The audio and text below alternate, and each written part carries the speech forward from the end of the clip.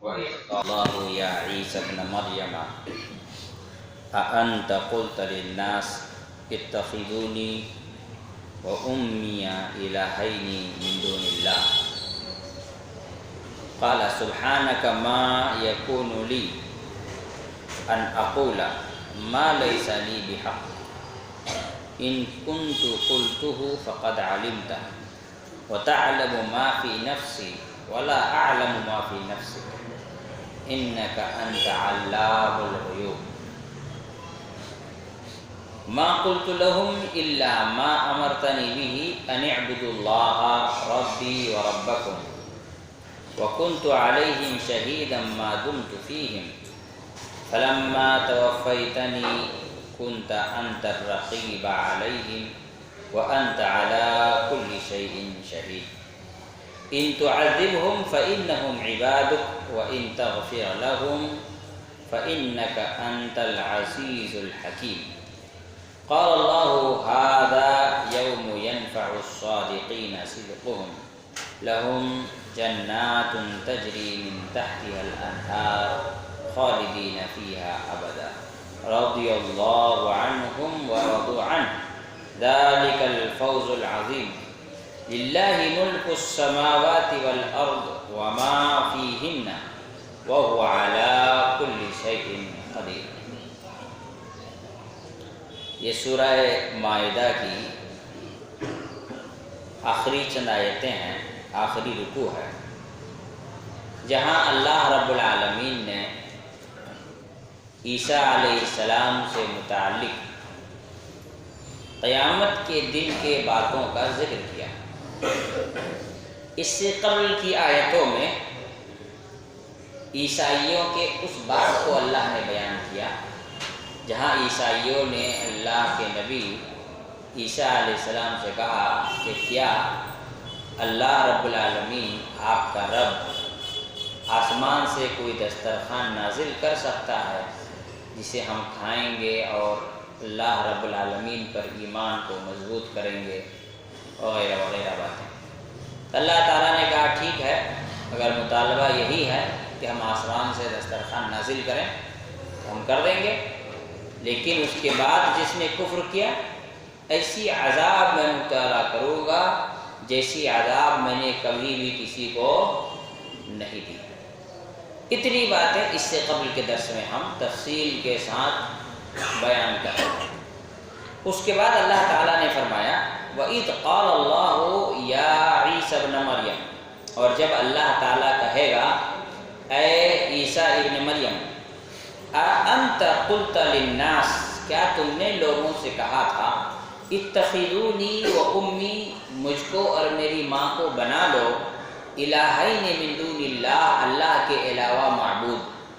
قال، تو عیسیٰ علیہ السلام کہیں گے سبحانک ما یکون لی ان اقول ما لیس لی بحق، کہ اللہ تیری ذات پاک ہے، میں وہ بات کیسے کہہ سکتا ہوں جسے کہنے کا مجھے کوئی حق نہ ہو۔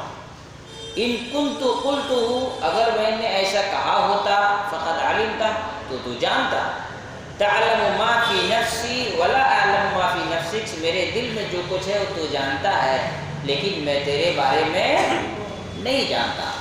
انک انت علام الغیوب، یقیناً تو غیب کی باتوں کو جاننے والا ہے۔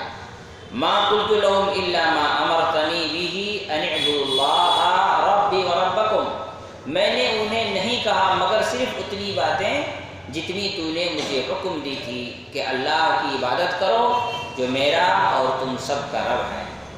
وَكُنْتُ عَلَيْهِمْ شَهِيدًا مَا دُمْتُ فِيهِمْ، اور مجھے اتنا ہی پتہ ہے جتنا میں وہاں رہتے ہوئے دیکھا، میں اتنے ہی کا گواہ ہوں جب تک میں وہاں موجود تھا۔ فَلَمَّا تَوَفَّيْتَنِي، لیکن جب میرا وقت تو نے پورا کر دیا، كُنْتَ أَنْتَ الرَّقِيبَ عَلَيْهِمْ، تو ان لوگوں پر تو ہی نگہبان ہے۔ وَأَنْتَ عَلَى كُلِّ شَيْءٍ شَهِيدٌ، اور تو تمام چیزوں کی خبر رکھنے والا ہے۔ ان تعذبهم فإنهم عبادك، اے اللہ اگر تو انہیں عذاب میں مبتلا کرے تیری بندے ہیں۔ وَإِن تَغْفِرْ لَهُمْ فَإِنَّكَ أَنْتَ الْعَزِيزُ الْحَكِيمُ، اگر تو معاف کر دے تو زبردست ہے، حکمت والا ہے، تجھے کوئی روکنے والا نہیں ہے۔ قال اللہ صدقهم، اللہ تعالیٰ کہے گا آج کا دن وہ دن ہے جب سچے لوگوں کی سچائیاں ان کو فائدہ دیں گی۔ لہم جنات تجری من تحتها الانہار خالدین فیہا ابدا، ایسے لوگوں کے لیے جنتیں ہیں جس کے نیچے سے نہریں بہ رہی ہیں اور وہ اس میں ہمیشہ رہیں گے۔ رضی اللہ عنہم ورضوا عنہ، سبھی جنتیوں سے اللہ تعالیٰ راضی اور وہ سب اللہ سے راضی۔ ذالک الفوز العظیم، یہ سب سے بڑی کامیابی ہے۔ للہ ملک السماوات والارض وما فیہن، اللہ کی ہی بادشاہت ہے زمین و آسمان میں اور اس میں جو کچھ ہے ان تمام چیزوں میں۔ وہو علی کل شیء قدیر، وہ تمام چیزوں پر قدرت رکھنے والا ہے۔ یہ سورہ مائدہ کی آیت نمبر 116 سے 120 یعنی کل 5 آیتیں ہیں۔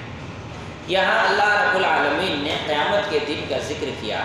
بنیادی طور پر ان 5 آیتوں پر ایمان لانے کا مطلب ہے قیامت کے دن پر ایمان لانا۔ کوئی قیامت کا انکار کر دے تو یہ 5 آیتیں ویسے ہی ریجیکٹ ہو جائیں گی، ان باتوں پر اس کا ایمان آٹومیٹیکلی ختم ہو جائے گا۔ اللہ تعالیٰ نے کیا کہا؟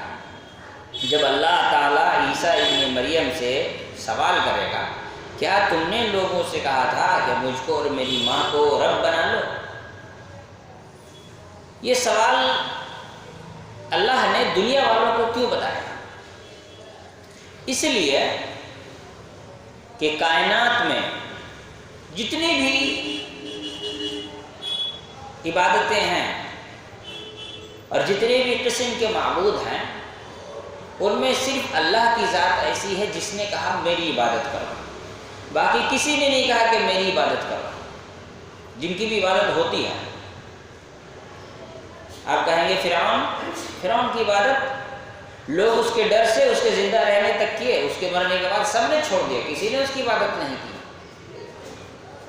ابراہیم علیہ السلام نے جس بادشاہ سے لڑائی کی تھی، جس نے ابراہیم علیہ السلام کو کے شان میں گستاخی کی، ان کے ساتھ بدتمیزی کی ابراہیم علیہ السلام سے، لوگ اس کے ڈر سے اس کو سجدہ کرتے تھے، مر گیا اس کو سجدہ کرنا بند کر دیا۔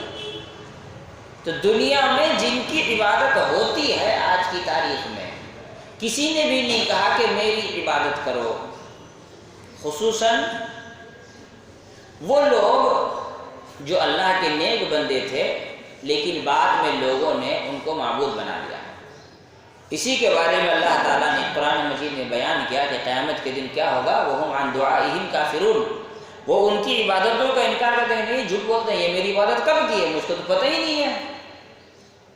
تو اللہ رب العالمین نے عیسائیوں سے خطاب کرنے کے لیے اس بات کو بیان کیا کہ تم جس کی عبادت کر رہے ہو وہ تو خود کہتا ہے کہ میری عبادت مت کرو، پھر جب اس نے منع کیا عبادت مت کرو پھر تم ان کی عبادت میں لگ کر کے کیوں اپنی زندگی برباد کر رہے ہو؟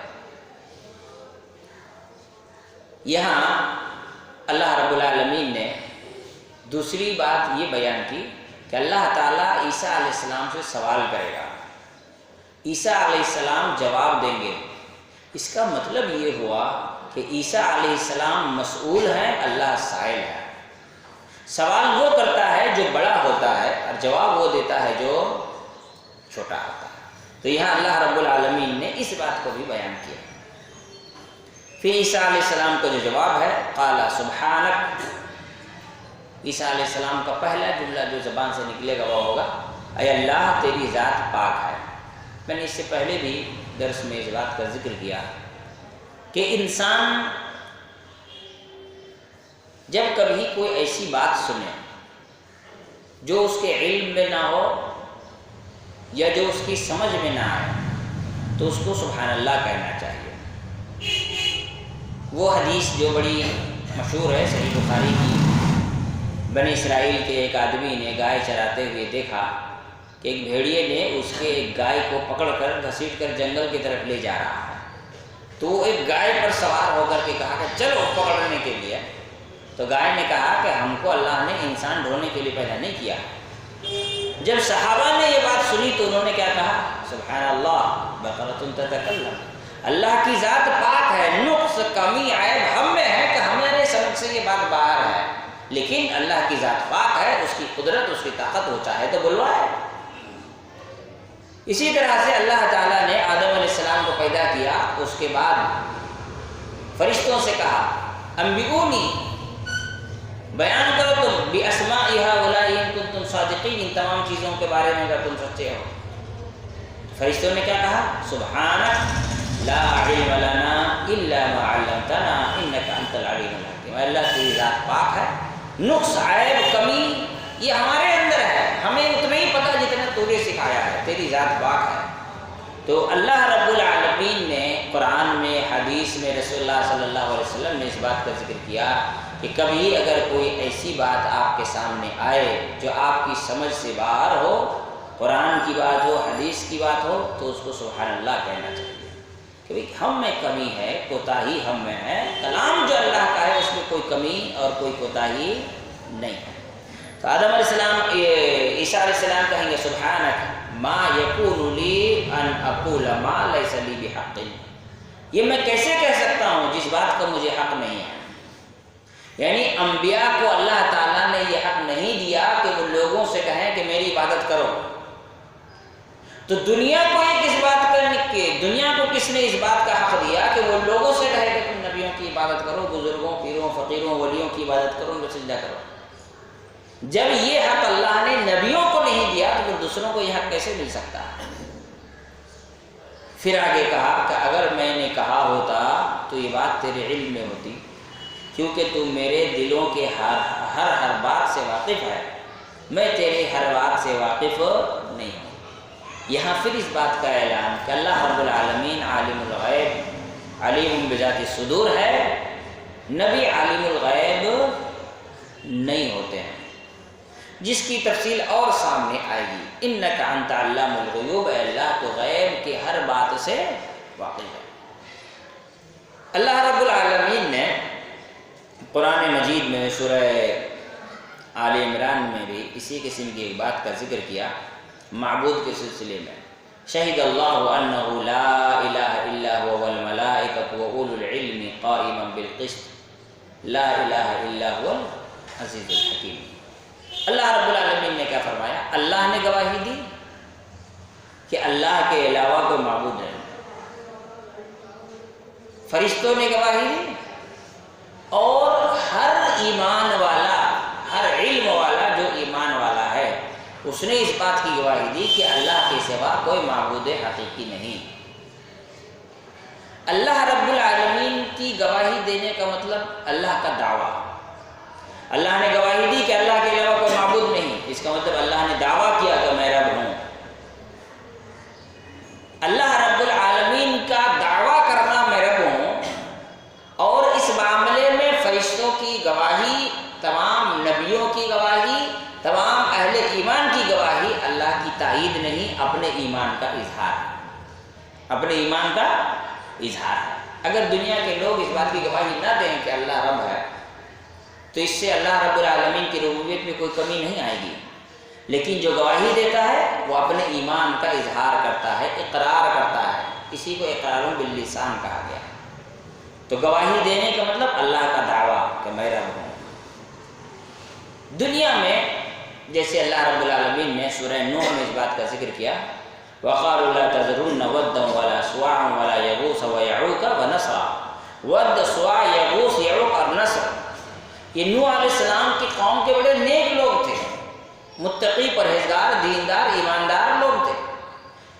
عبداللہ بن عباس رضی اللہ تعالی عنہما اس حدیث کی تفسیر، اس آیت کی تفسیر میں بیان کرتے ہیں کہ جب یہ نیک لوگ مر گئے تو ان کے قوم کے لوگوں نے ان کو یاد رکھنے کے لیے ان جگہوں کو خاص کیا جہاں وہ بیٹھا کرتے تھے، اور وہیں جا کر بیٹھتے تھے تاکہ وہاں بیٹھ کر کے ان بزرگوں کو یاد کیا جائے، ہے نا۔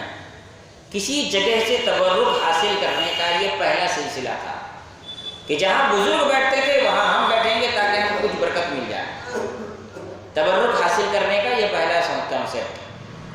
پھر لوگوں نے دیکھا کہ لوگوں کو تو پتہ ہی نہیں چلے گا یہاں لوگ کیوں بیٹھتے ہیں، تو ایسا کرو جن بزرگوں کی یاد میں ہم یہاں بیٹھا کرتے ہیں وہاں ان کی مورتیاں بنا دو تاکہ لوگوں کو پتہ چلے کہ ہم یہاں کیوں بیٹھتے ہیں۔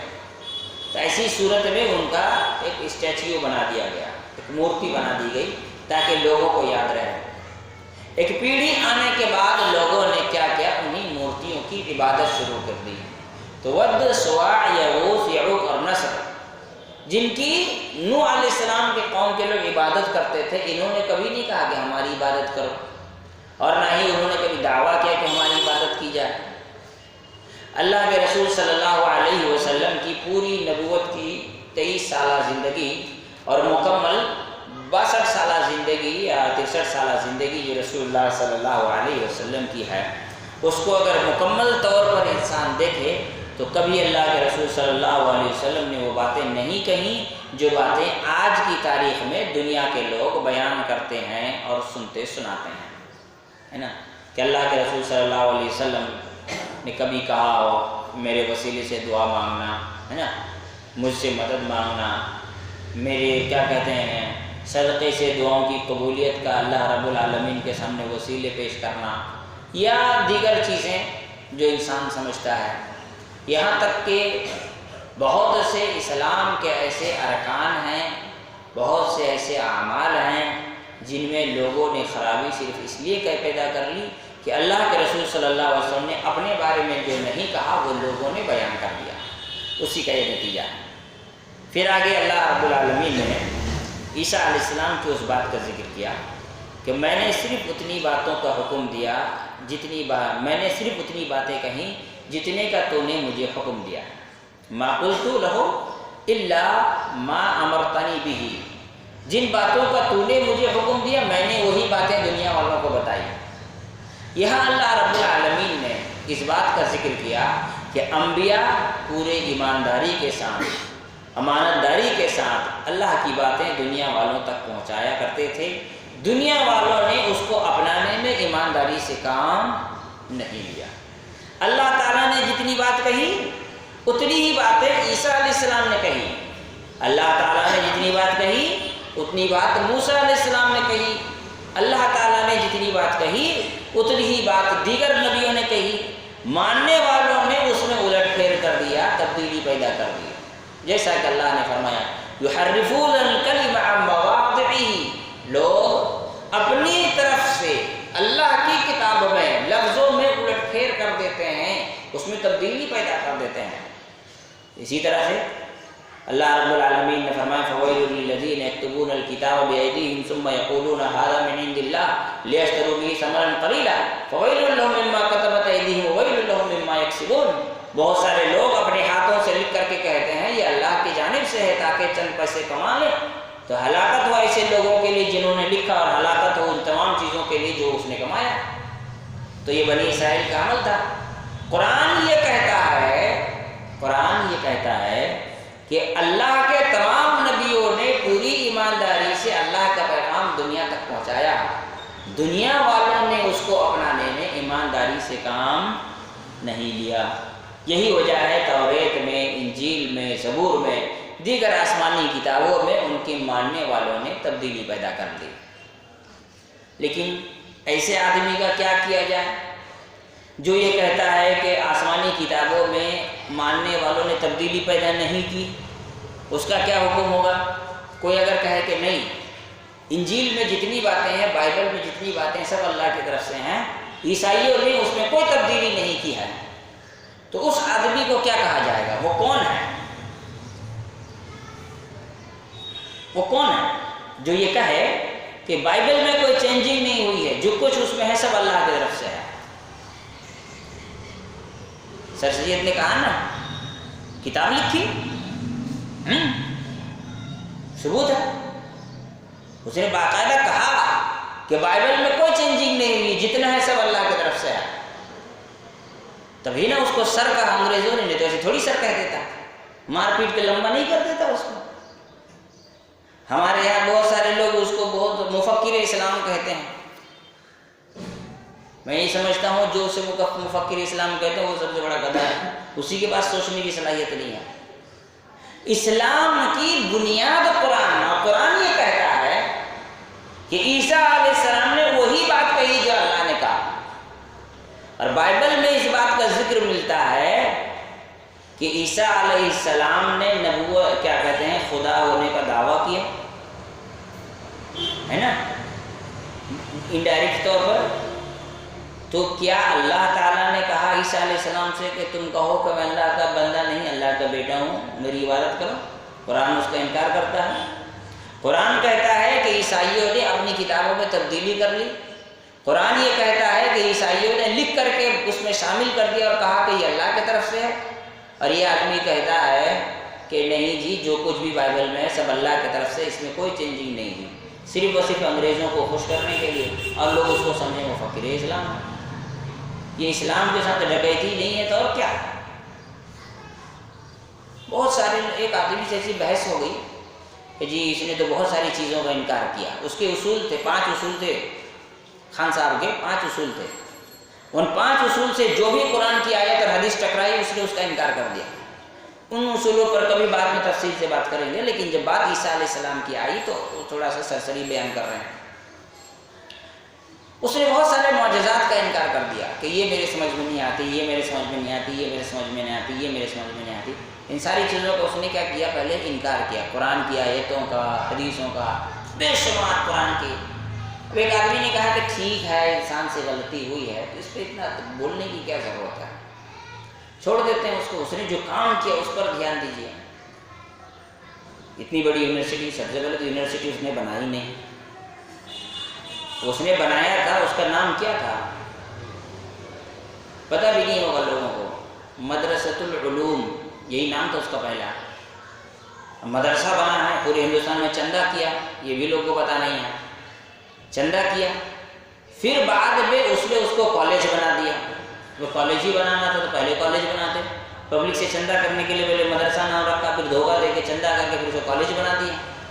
1920 میں، یہ تو پہلے مر چکا تھا، 1920 میں انگریزوں نے اس کو یونیورسٹی بنایا۔ چلیے مان لیتے ہیں کہ بڑا فائدہ ہوا مسلمانوں کو، ویسے کچھ فائدہ ہوا نہیں، اس سے کوئی فائدہ نہیں ہوا، آج اس سے نقصان ہوا۔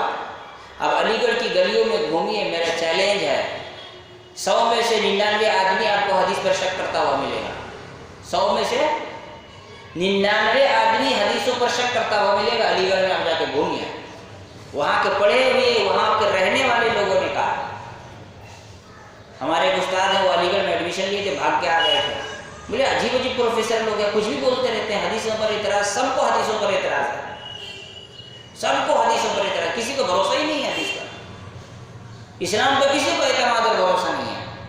بڑا نقصان ہوا ہے اس سے، لوگ اس کو سمجھتے ہیں بڑا اچھا کام، بڑا اچھا کام۔ مان لیے دنیا کے 1 لاکھ کروڑ لوگوں کو اس سے فائدہ ہوا، مان لیے اتنی آبادی تو ہے نہیں دنیا کی آج بھی، تو کیا اس کے وجہ سے اس کو یہ حق بنتا ہے وہ یہ کہے کہ قرآن میں جو باتیں لکھی ہیں وہ میرے سمجھ میں نہیں آتی؟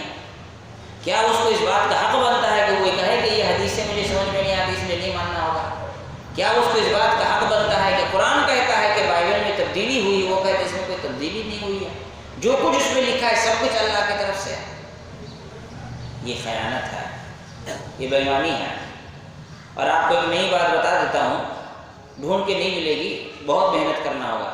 جماعت اسلامی کا فاؤنڈر وہی ہے، لوگ سمجھتے ہیں مودودی ہے، مودودی خان صاحب کے چیلے کا چیلا ہے، وہ پر پوتا ہوا رشتے میں اس کا، مودودی اس کے چیلے کا چیلا ہے۔ پڑھیے گا ہسٹری، میں بھی بتاؤں گا کبھی موقع ملے گا تو، شاید کہ اس جمعہ میں ہی وہ آ جائے کہ کہاں اس کا تار کیسے کون اس کا چیلا ہے، وہ بھی بتاؤں گا تو کہاں سے یہ آیا تھا اور کیسے آیا تھا، وہ انشاءاللہ اس کی بات آئے گی۔ خیر، دوسری طرف بات نکل رہی ہے، اللہ تعالیٰ نے کیا کہا کہ عیسیٰ علیہ السلام نے کہا کہ میں نے اتنا ہی کہا جتنے کا تو نے مجھے حکم دیا۔ اب اس میں یہ بات تو پکی ہو گئی کہ جو بھی غلط باتیں، باطل باتیں بائبل میں ہیں وہ اللہ کی طرف سے نہیں ہیں، اس آیت سے یہ بات واضح ہو گئی۔ اس میں جو کچھ باتیں الگ سے آئی ہیں وہ سب انسانوں کا اپنا بنایا ہوا ہے، جیسا کہ اللہ نے کہا کہ بہت سے لوگ ہیں جو اپنے ہاتھوں سے لکھ کر کیا کہتے ہیں آسمانی کتابوں میں داخل کر دیتے ہیں۔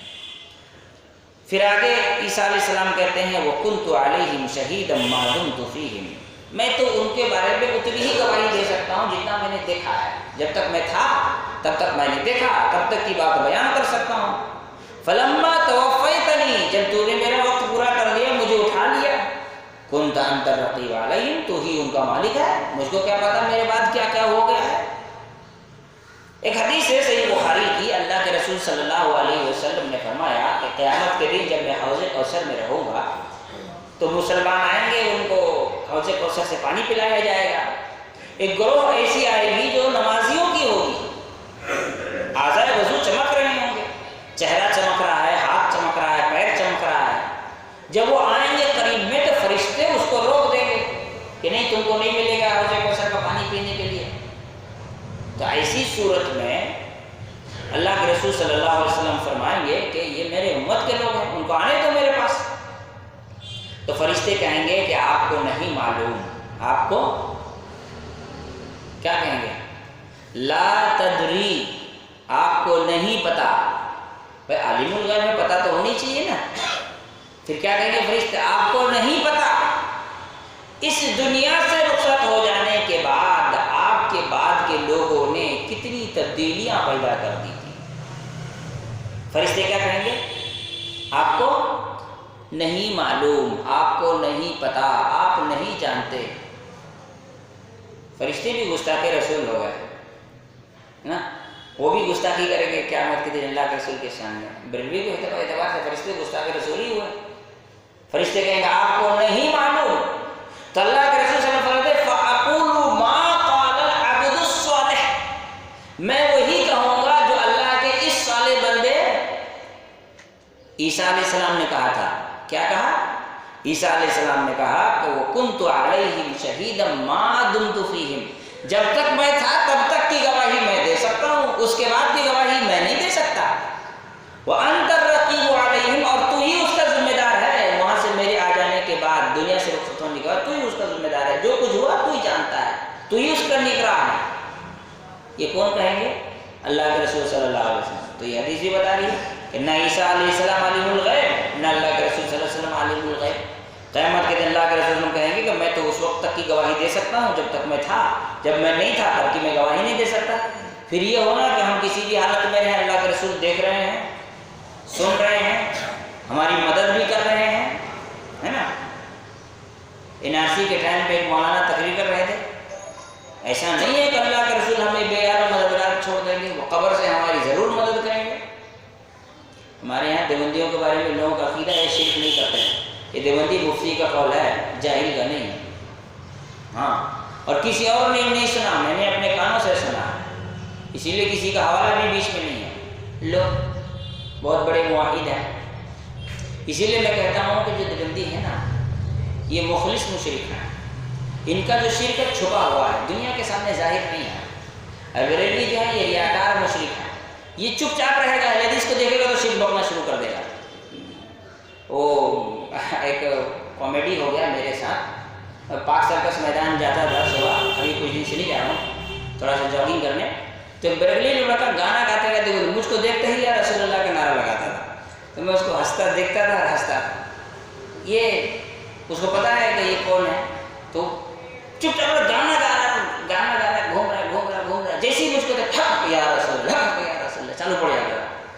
یعنی ان کا جو شرک ہے نا وہ ریاکاری والا ہے، چڑھانے والا ہے۔ بریلوی کا ماشاء اللہ، ہم لوگ تو شرک نہیں کرتے ہیں، اللہ کے رسول کہہ رہے ہیں، ہمارا یہ عقیدہ نہیں ہے۔ پھر اپنے اسٹیج پہ بک کے بیٹھ کے پھر وہ شرک بکتے ہیں، یہ مخلص مشرک ہیں وہ، اور وہ ریاکار مشرک ہیں، ان کے یہاں ریاکاری پائی جاتی ہے۔ تو اللہ کے رسول صلی اللہ علیہ وسلم بھی کہیں گے کہ مجھے نہیں معلوم، میرے چلے آنے کے بعد کیا ہوا میں کیا جانتا ہوں، اللہ تو ہی نگہبان ہے، تو ہی اس کا گواہ ہے۔ پھر عیسیٰ علیہ السلام کہیں گے ان تعذبهم فإنهم عبادك وإن تغفر لهم فإنك أنت العزیز الحکیم۔ یہ بھی بڑی بات ہو گئی، کیا وسیلہ والا، قیامت کے دن نبی کا وسیلہ، فلاں بزرگ کا وسیلہ، فلاں بزرگ کا وسیلہ۔ عیسیٰ علیہ السلام کہیں گے اللہ تو عذاب دے گا، میں کچھ نہیں کر سکتا، ان تعذبهم فإنهم عبادك، تو اگر عذاب دے گا تو تیرے ہی بندے، تو جان، میں تھوڑی کچھ کر سکتا ہوں ان کو اگر عذاب دے گا تو۔ وسیلہ ختم۔ عیسیٰ علیہ السلام انکار کر دیں گے کہ ان تعذبهم فإنهم عبادك، تو عذاب دے گا تو تیرے ہی بندے ہیں، میرے ہاتھ میں کچھ نہیں ہے، میں کچھ نہیں کر سکتا، میں بولوں گا بھی نہیں کہ عذاب مت دے۔ ایک دم فلی سرنڈر، مکمل طور پر ہاتھ اٹھا لیا، تو عذاب دے گا تو تیرے بندے، میں نہیں جانتا۔ سارے وسیلے تو وہی ختم ہو گئے۔ ہمارے یہاں پر ایک سید 70-70 ہزار آدمی کو جنت لے کے جائے گا، ہے نا۔ ایک سید کتنے لوگ کو جنت لے جائے گا؟ بیچارہ مائک بھی پریشر نہیں لے پا رہا. ایک ایک کیا ہے سید 70,000 آدمی کو جنت لے جائے گا. بھی عیسیٰ علیہ السلام ان سیدوں کے مقابلے بڑے ہیں کہ نہیں ہیں؟ وہ سیدھا کہہ دیں گے ان تعذبہم فإنہم عبادک، تو عذاب دے گا تو تیرے بندے ہیں، ہمیں کچھ نہیں کہنا اس معاملے میں. وإن تغفر لهم إنك أنت العزيز الرحيم، إنك أنت العزيز الحكيم. اور اگر تو معاف کرنا چاہے تو کوئی روک بھی نہیں سکتا تجھ کو. مکمل طور پر مالک یوم الدین کی تفسیر ہے. قیامت کے دن مکمل اختیار اللہ تیرے ہاتھ میں، تو چاہے عذاب دے تو چاہے معاف کر دے، ہمارے ہاتھ میں کچھ نہیں ہے. ہمارے یہاں پر تو حال یہ ہے کہ آدمی کسی کو جنت تک پہنچا کے آتا ہے، نہیں تو کسی کو جہنم میں ڈھکیل کے آتا ہے، بیچ میں تو کوئی ہے ہی نہیں ہے نا. وہ ایک تقریر کر رہا تھا ایک آدمی، یزید جہنم کے سب سے نچلے درجے میں ہوگا، مطلب یہی پہنچانے جائے گا. تو دیکھا ہے نا اس طرح کے واقعات تقریر کرتے ہیں، یہ پہنچا کر کے آئے گا، یہی اس کا ذمہ دار ہوگا. چلو میں تم کو چھوڑ کے آتا ہوں، پھر جا کے وہ بھی وہی رہے گا. تو اللہ رب العالمین نے کہا کہ عیسیٰ علیہ السلام کہیں گے کہ اللہ تو اگر معاف کرنا چاہے تو تو جانتا ہے، اور نہیں معاف کرنا چاہے عذاب دینا چاہے تو بھی تو جانتا ہے. معاف کرنا عذاب دینا دونوں تیرے ہاتھ میں ہے، میرے ہاتھ میں کچھ بھی نہیں ہے. آخر میں اللہ نے فرمایا قال اللہ تعالیٰ کہے گا ھذا یوم ینفع الصادقین صدقہم. وہ دن ہوگا جب سچ بولنے والوں کو ان کی سچ گوئی حق گوئی کام آئے گی. سچ بولنے سے ہو سکتا ہے دنیا میں تکلیف ہو، لیکن ان کی سچائی کا فائدہ کب ہوگا؟ یوم ینفع الصادقین صدقہم. آج کا دن وہ ہے جب سچ بولنے والے کو ان کی سچائی کا بدلہ دیا جائے گا، ان کی سچائی اس کو فائدہ پہنچائے گی. لہم جنات تجری من تحتها الانہار. اور بدلہ کیا ہوگا سچ بولنے کا؟ ان کے لیے جنتیں ہیں جس کے نیچے سے نہریں جا رہی ہوں گی، خالدین فیہا ابدا، وہ اس پہ ہمیشہ رہیں گے. کائنات کی سب سے بڑی سچائی کیا ہے؟ اللہ کی توحید. اور سب سے بڑا جھوٹ کیا ہے؟ شرک. باقی ساری چیزیں اسی دو کے بیچ میں ہیں. کوئی دنیا کے معاملے میں سچ بولتا ہے، دین کے معاملے میں اللہ کے بارے میں جھوٹ بولتا ہے، تو اس کی سچائی کسی کام کی نہیں. جو اللہ رب العالمین کے معاملے میں سچائی سے کام لیتا ہے، باقی معاملات میں اس سے خطا ہوتی ہے، تو اللہ رب العالمین ان تعظمہم فإنہم عبادک وإن تغفر لہم فإنک أنت العزیز الحکیم. چاہے تو عذاب دے چاہے تو معاف کر دے، یہ اللہ رب العالمین کے ہاتھ میں. رضی اللہ عنہم ورضوا عنہ. یہ تو بڑی زبردست بات ہو گئی، سامنے آ گئی کہ صحابہ کو اللہ نے دنیا میں رضی اللہ عنہم ورضوا عنہ کہا، جنت میں جائیں گے تو سب سے کہے گا رضی اللہ عنہم ورضوا عنہ. اس میں دو باتیں سمجھ میں آئیں. پہلی چیز، صحابہ کو اللہ تعالیٰ نے وہ مقام دیا کہ جو مقام دنیا والے جنت میں جا کر حاصل کریں گے اس کو اللہ نے دنیا میں دے دیا. اللہ نے کیا کہا؟ لوگ جنت میں جائیں گے، ان کے لیے نہریں ہوں گی، رضی اللہ عنہم ورضوا عنہ. اللہ تعالیٰ ان سے راضی، وہ اللہ سے راضی. جو دنیا کے لوگ جنت میں جانے کے بعد مقام پائیں گے، اللہ نے وہ مقام ان کو دنیا میں دے دیا. یہ صحابہ کی عظمت، یہ کوئی معمولی عظمت ہے کہ آج ہم اور ہم جیسے لاکھوں کروڑوں انسان پوری زندگی گزار کر کے پھر اللہ تعالیٰ کی رحمت سے ہمیں جنت مل گئی، تب جا کر کے ہم کو جو مقام ملے گا وہ ان کو دنیا میں مل گیا. اور دوسری بات یہ ہوگی، جنت کی سب سے بڑی نعمت میں سے ایک نعمت کیا ہوگی؟ اللہ تعالیٰ جنتیوں سے راضی ہوگا، ان سے ناراض کبھی نہیں ہوگا. صحیح مسلم کتاب الایمان میں یہ حدیث موجود ہے. اللہ کے رسول صلی اللہ علیہ وسلم نے ساری نعمتوں کا ذکر کرنے کے بعد کہا کہ اللہ تعالیٰ انسان اللہ تعالیٰ کو دیکھے گا. وہ جو حالات ہیں، جو حدیث ہے جنت میں اللہ تعالیٰ کی دیدار کیسے ہوگی، اس کی کیا حدیث ہے، اس کی کیا کیفیت ہے، وہ ایک لمبا موضوع ہے. ادھر نہ جاتے ہوئے اخیر میں اللہ رب العالمین کہے گا تم سب کے لیے جنت ہے، لیکن ایک نعمت میرے طرف سے تمہارے لیے گفٹ کے طور پر اور ہے. کیا ہے؟ آج کے بعد میں تم سے کبھی ناراض. ورضوان من اللہ، اللہ نے خود قرآن مجید میں سورہ آل عمران میں ذکر کیا ہے، ورضوان من اللہ وازواج مطہرۃ ورضوان من اللہ. اللہ رب العالمین کی طرف سے پاکیزہ جوڑے اور اللہ کی رضامندی ملے گی. اس دنیا میں انسان کو جس چیز کی حصول کے لیے محنت کرنا ہے وہ ایک ہی چیز ہے، وہ ہے اللہ کی رضامندی. جو صحابہ کو دنیا میں مل گئی تھی اس کے لیے ہمیں کوشش کرنی ہے. یہ بھی عجیب معاملہ ہے نا، سورج کو اس طرح ستایا جاتا ہے اس کے مقابل دیپ جلایا جاتا ہے۔ کیسا غضب ہے ان نادانوں کی بستی میں، داناؤں کو جینا سکھایا جاتا ہے، کہ جنہیں دنیا میں رضی اللہ عنہ کا خطاب مل گیا، انہیں وہ لوگ ان پر وہ اعتراض کرتے ہیں جن کے مرنے کے بعد بھی ان کو ملے گا کہ نہیں ملے گا، جس کی کوئی گارنٹی نہیں ہے۔ ذالک الفوز العظیم، اللہ تعالیٰ نے کہا یہی سب سے بڑی کامیابی ہے۔ للہ ملک السماوات والارض وما فیہن، اللہ تعالیٰ کی بادشاہت ہے زمین آسمان اور اس میں موجود تمام چیزوں میں۔ وہ علی کل شیء قدیر، وہ تمام چیزوں پر قدرت رکھتا ہے۔